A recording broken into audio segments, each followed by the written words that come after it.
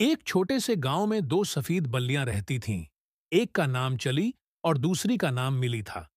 दोनों ने गुलाबी बारबी ढोल मैक्सी पहनी हुई थी और उनका ख्वाब था कि वो अपनी मेहनत से एक खूबसूरत बुटीक खोलें।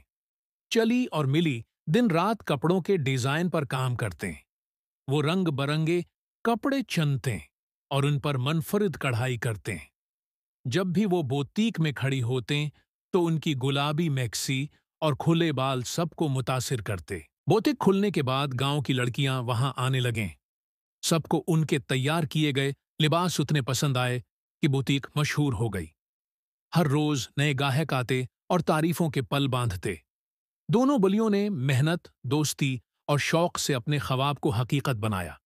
उनकी बुटीक पूरे गांव में सबसे बेहतरीन मानी जाती थी और हर कोई उन्हें दाद देता था। सबक उस कहानी से हमें यह सबक मिलता है कि अगर हम मेहनत और लगन से काम करें तो ख्वाब जरूर पूरे होते हैं।